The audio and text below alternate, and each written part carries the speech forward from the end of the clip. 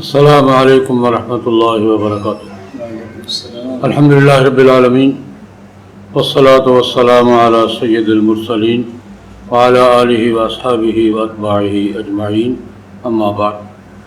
آج جوہر آباد میں ختم نبوت کانفرنس میں شرکت کے لیے حضرت مولانا اللہ وسعت صاحب دامت برکاتہم کی معیت میں جا رہے تھے۔ راستے میں مغرب کی نماز مرکز اہل سنت میں پڑھنے کا ارادہ ہوا، نماز پڑھی، مولانا ریاض گھمن صاحب کے ساتھ نشست ہوئی، چائے وائے پی، اور اب تھوڑی سی بات آپ حضرات کے ساتھ مولانا نے فرمایا کہ ملاقات ہو جائے۔ یہ ابلاغ کے ہر زمانے میں اپنے ذرائع رہے ہیں۔ جناب نبی کریم صلی اللہ علیہ وسلم نے بھی اپنے زمانے میں ابلاغ کے ذرائع سے فائدہ اٹھایا ہے۔ اس زمانے میں شاعری، خطابت اور یہ منڈیاں اور میلے اور یہ جو ہوتے تھے، نبی کریم صلی اللہ علیہ وسلم نے ان میں سے کسی کو نظر انداز نہیں کیا۔ شاعری کو بھی استعمال کیا۔ حضور کے بہت سے صحابہ اسلام کے دفاع میں اور توحید کی دعوت میں اور دیگر دینی مقاصد کے لیے شاعری، خطابت کو استعمال کرتے رہے، اور موقع بھی انہوں نے کوئی ضائع نہیں کیا۔ جہاں بھی اجتماعیت کا کوئی مظہر دکھائی دیا ہے کسی حوالے سے، حضور تشریف لے گئے ہیں، وہاں اپنی بات کی ہے، دعوت پہنچائی ہے۔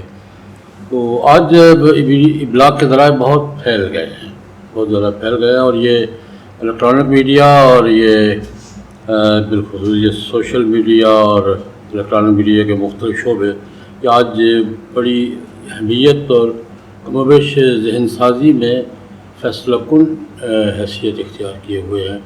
ان کے ذریعے منظم قوتیں رائے بدلتی ہیں، رائے بنواتی ہیں، رائے پر ابھارتی ہیں، رائے کو دباتی ہیں۔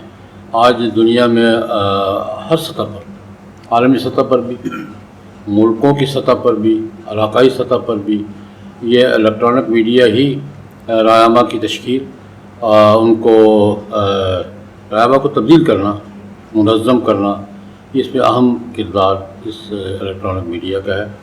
لیکن میں یہ عرض کرنا چاہوں گا کہ ہمیں بھی اس الیکٹرانک میڈیا سے اور جو ممکنہ اور جائز ذرائع ہیں ان کو استعمال کرنا چاہیے، لیکن ہماری ترجیحات میں دو تین باتوں کا گزارش کرنا چاہوں گا۔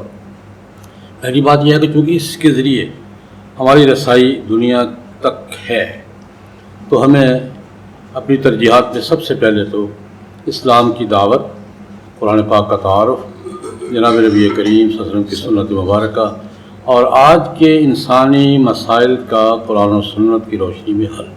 میرے خیال میں ہمیں اس پہ زیادہ توجہ، پہلی ترجیح یہ ہونی چاہیے، اس لیے کہ جو دنیا کی آبادی ہے 7 ارب 7.5 ارب انسانوں کی، ان تک دین، قرآن پاک، توحید، رسول اللہ علیہ وسلم کا تعارف، حضور کی سنت، حضور کی سیرت ہماری ہی ذمہ داری، اور کون کرے گا؟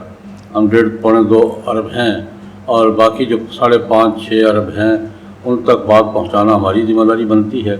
ایک تو یہ ہے کہ پہلا درجہ مثبت انداز میں آج کے اسلوب کو سامنے رکھتے ہوئے اسلام کی دعوت، توحید، قرآن پاک کی قرأت اور تلاوت، اور جناب نبی کریم صلی اللہ علیہ وسلم کی سنت طیبہ اور سیرت مبارکہ کا تعارف۔ اس کے بعد دوسرا بڑا میدان جو ہے میرے نزدیک یہ ہے کہ اسلام پر مختلف حلقوں کی طرف سے جو اعتراضات اسلام پر، اسلام کے قوانین پر، جناب نبی کریم کی سنت مبارکہ پر، قرآن پاک کے احکام پر آج کی لاجک کے حوالے سے جو اعتراضات ہو رہے ہیں، شکوک و شبہات پیدا کیے جا رہے ہیں، یہ ان شکوک و شبہات کا ازالہ، ان کا جواب اور دفاعی، پہلی میں نے دعوت کی بات کی، اب دفاع کی بات میں دفاع کا پہلا درجہ یہ ہے کہ ہم عالمی سطح پر مختلف حوالوں سے آج کے اسلوب میں جو اسلام، قرآن پاک، جناب نبی کریم سیرت مبارکہ، شریعت کے احکام پر جو اعتراضات ہو رہے ہیں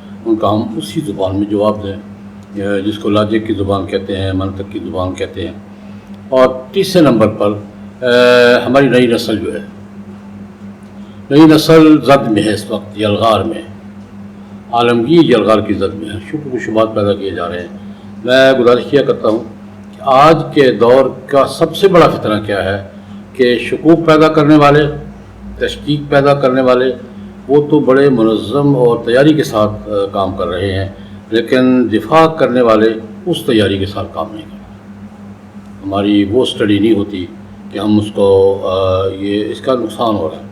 اور دوسری بات یہ ہے کہ جو اوریجنل لوگ ہیں نا، ایک بات میں ہمیشہ علماء سے کہا کرتا ہوں کہ مسائل جو پیدا ہوتے ہیں، اگر اوریجنل لوگ اس کو فیس نہیں کریں گے، اس پر بات نہیں کریں گے، تو نان اوریجنل لوگ پھر آئیں گے، پھر وہ اپنی بات کریں گے، پھر ہمیں شکایت پیدا ہوتی ہے، پھر ہم ساری زندگی دفاع میں گزار لیتے ہیں. میرے خیال میں ہمیں اس کو محسوس کرنا چاہیے، اوریجنل لوگوں کو آنا چاہیے. جو جدید مسائل ہیں، یا شکوک و شبہات ہیں، یہ اعتراضات ہیں، نئی نسل کے ذہنوں میں جو باتیں پیدا کی جا رہی ہیں، پلاننگ کے ساتھ کی جا رہی ہیں، ان کے اسباب کو سمجھنا، ان کے لیول کو اور اسلوب کو سمجھنا، اور اس کے مطابق نئی نسل کو مطمئن کرنا، یہ بھی ہماری ذمہ داری ہے.